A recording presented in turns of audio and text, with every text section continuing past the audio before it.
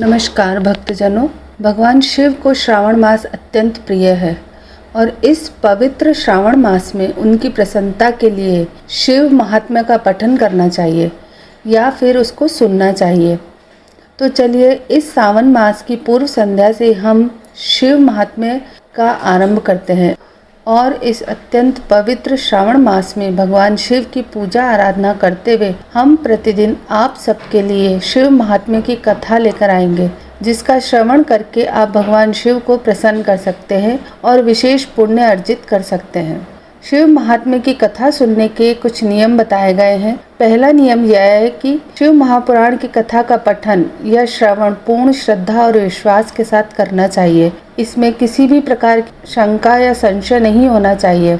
दूसरा नियम है, जो भी इस शिव महात्म्य की कथा को सुनाता है उस वक्ता के प्रति किसी भी प्रकार का भेदभाव नहीं रखना चाहिए।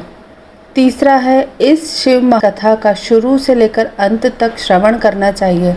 पूर्ण ध्यान से इस कथा को सुनना चाहिए, बीच में अधूरा नहीं छोड़ना चाहिए, तभी इसका पूरा फल प्राप्त होता है। इसलिए प्रयास करें इस कथा के पहले अध्याय से लेकर अंतिम अध्याय तक सभी कथाओं का प्रतिदिन श्रवण करें। और अंतिम नियम है कि शिव महात्म्य की कथा का श्रवण करते हुए इस कथा के श्रवण के साथ साथ प्रतिदिन श्रावण मास के अंदर अपनी क्षमता अनुसार भगवान शिव की पूजा, व्रत, उपवास या कोई ना कोई संकल्प लेकर उनकी अर्चना अवश्य करें।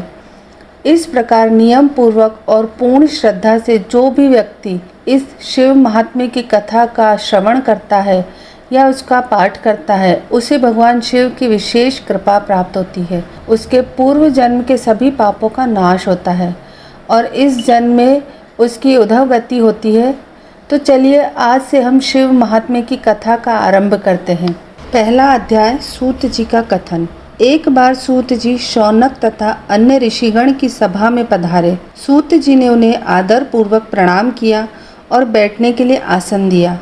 उनके बैठने के बाद मुनि श्रेष्ठ शौनक जी ने सूत जी से पूछा, हे प्रभु, हम सब मुनियों की इच्छा हो रही है कि आप हमें कोई ऐसी कथा सुनाइए जिसे सुनकर हम सब तृप्त हो जाएं। हमने आपके मुख से अनेक आख्यान सुनकर आनंद प्राप्त किया है। आपके मुख से हमने तुला राशि का सूर्य होने पर कार्तिक मास का महात्म्य, मकर राशि का सूर्य होने पर माघ मास का महात्म्य तथा मेष राशि का सूर्य होने पर वैशाख मास का महात्म्य सुना है। अब इन मासों से भी उत्तम कोई मास हो तो हम उसका महात्म्य सुनना चाहते हैं। शौनक जी का आग्रह सुनकर सूत जी बड़े प्रेम पूर्ण शब्दों में बोले, श्रोताओं में निम्नलिखित 12 गुण होने चाहिए।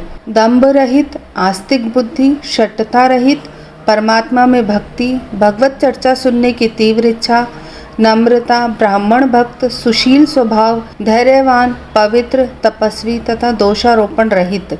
ये सब गुण आप सज्जनों में विद्यमान हैं। इसलिए मैं प्रसन्नता पूर्वक आपको तत्व की बात सुनाता हूँ। एक बार ब्रह्मा पुत्र सनत कुमार जी ने शिव से पूछा, हे महादेव, हमारे हृदय में ऐसे मास के महात्म्य को सुनने की इच्छा हो रही है जो सब मासों में श्रेष्ठ हो।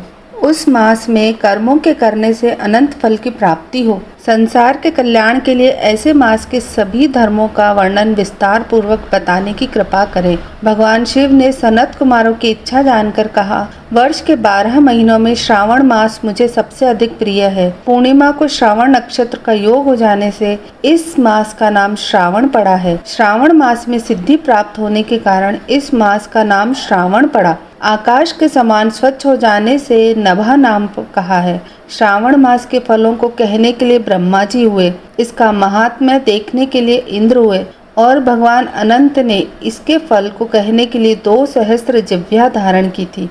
इसलिए श्रावण मास के धर्मों की गणना करने के लिए पृथ्वी पर किसी में भी सामर्थ्य नहीं है। इस मास की कला को भी अन्य मास प्राप्त नहीं कर सकते। इस मास का कोई भी दिन व्रत शून्य नहीं है। इस मास की सब तिथियां व्रत वाली हैं। सनत कुमार जी बोले, हे महादेव, आपने अभी बताया है कि इस मास की प्रत्येक तिथि व्रत वाली है, अतः आप मुझे बताइए कि किस तिथि में कौन सा व्रत रखा जाता है, उस व्रत का अधिकारी कौन है, उसका फल क्या मिलता है तथा उस व्रत को करने की विधि क्या है, किसने इस व्रत को किया है, उसकी उद्यापन विधि क्या है, उसका देवता कौन है, पूज्य कौन है, पूजन सामग्री क्या है, प्रधान पूजन किसका करना है, जागरण विधि क्या है, किस व्रत का क्या समय है। हे प्रभु, आप मुझे ये सब बातें कृपा कर विस्तार पूर्वक बताने की कृपा करें।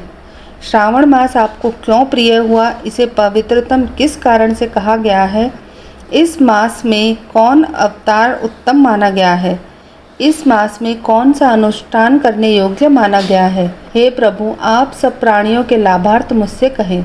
रविवार से शनिवार तक जो व्रत आदि किए जाते हैं वह कृपा कर बताने का कष्ट करें। आप सब देवताओं में बड़े होने के कारण महादेव कहलाते हैं।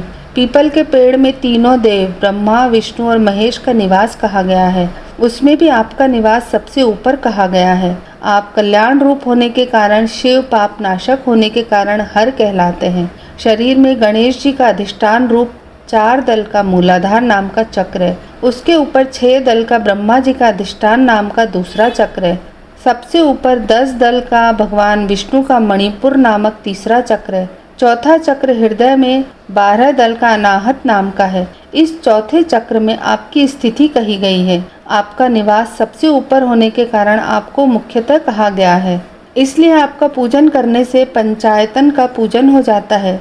अन्न को ब्रह्ममय कहा गया है, भगवान विष्णु जल रूप कहे गए हैं।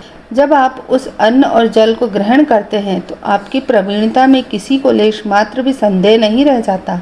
आपका शमशान और पर्वत पर निवास सब प्राणियों को विरक्ति का संदेश देता है। आपके यश का वर्णन करना वाणी से परे की बात है। भक्तजनों, इसी के साथ हमारा आज का शिव महात्म्य का पहला अध्याय संपन्न हुआ। इस संपूर्ण श्रावण मास में हम प्रयास करेंगे आपको संपूर्ण शिव महात्म्य की कथा का श्रवण करवाएं, लेकिन हमारी आपसे एक ही विनती है, आप इस संपूर्ण शिव महात्म्य की कथा को प्रतिदिन नियम पूर्वक श्रवण अवश्य कीजिए। इस कथा को बीच में अधूरा मत छोड़िए। ऐसा करने से जैसा कि आपने सुना, इस संपूर्ण शिव महात्म्य के श्रवण का फल नहीं मिलता। अगर आज आप पहली बार हमारे चैनल पर आए हैं तो हमारे चैनल को सब्सक्राइब ज़रूर कर लीजिएगा और इस शिव महात्म्य की महाकथा को अपने परिवारजनों और मित्रों के साथ शेयर कर दीजिए, ताकि इस श्रावण मास में भगवान शिव की विशेष कृपा उन्हें भी प्राप्त हो। हम आपसे कल फिर मिलेंगे शिव महात्म्य की कथा का अगला अध्याय लेकर।